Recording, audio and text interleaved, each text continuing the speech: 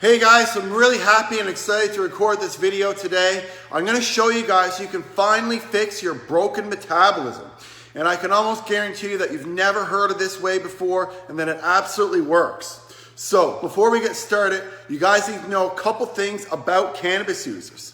Cannabis users on average actually have a lower body mass index than non-cannabis users. So your body mass index is a measurement using your weight and your height to determine your overall body fat. And what they found through studies, and this is every single study, not just one, okay, what they found is that cannabis users on average actually have a lower body mass index than non-cannabis users. And it's actually pretty significant.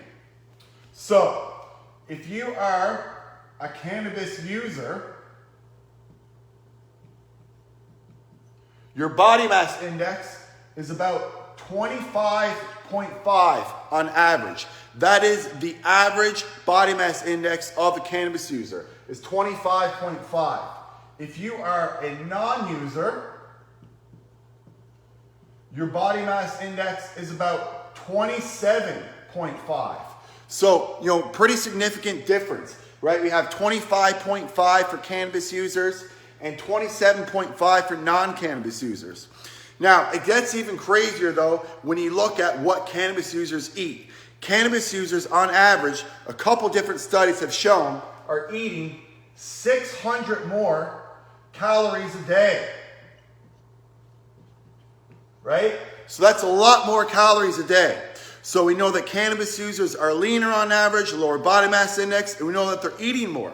So obviously, it doesn't take a genius to figure out that something's going on here. Like something must be going on with the cannabis user's metabolism versus the non-cannabis user's metabolism. And I'm going to show you what happens. And what we need to do is we need to understand how omega-3 and omega-6 fatty acids work. So, if you were a hunter and gatherer, your omega-6 to omega-3 fatty acid ratio was somewhere around 1:1 or 3:1. So the one here represents omega-6 and the one here represents omega-3s. So if you were a hunter and gatherer, this was your average omega-3 to omega-6 fatty acid ratio. Now, unfortunately, if you look at someone who lives in Western society and they follow a normal diet, you know what their omega-6 to omega-3 fatty acid ratio is? About 20:1. Okay, so it's completely different than what it was when we were hunter-gatherers. And this affects our metabolism, and this is where THC comes into play. So, if you have a normal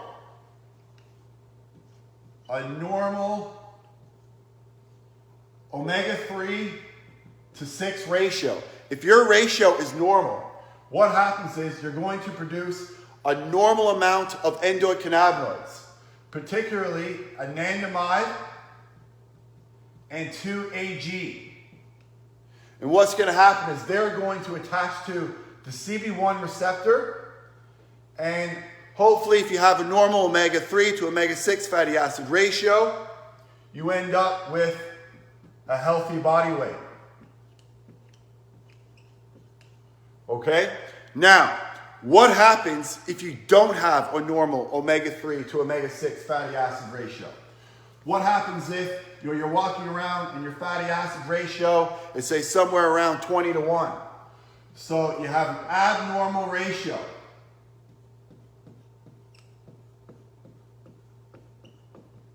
Well, in this instance, what's going to happen is you're going to produce too much of those endocannabinoids, anandamide and 2-AG. And they're going to attach to that CB1 receptor. And what's going to happen is that's going to slow down your metabolism. So you're not going to be burning as many calories because you have this really poor ratio of omega-3 to omega-6. And if you didn't know, omega-3 is anti-inflammatory. omega-6 is pro-inflammatory. So what happens is you get this abnormal ratio that attaches to this CB1 receptor, and then eventually that slows down your metabolism, and then you can't lose weight. So how does THC play a role in all this? THC also attaches to that CB1 receptor. And what happens is THC downregulates that CB1 receptor.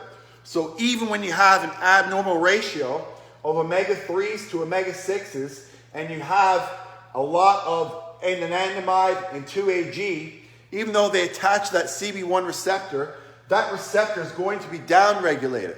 So because that receptor is downregulated, you're not going to see as much of the slowing of your metabolism. And that's why they believe that cannabis users on average are leaner than non-cannabis users. So, the next logical question then becomes, what's going to happen if I have, a great ratio of omega-3s to omega-6s and I use a little bit of cannabis? Well, obviously in that case, you're going to get the best of both worlds, and you're just going to turn yourself into a fat burning machine.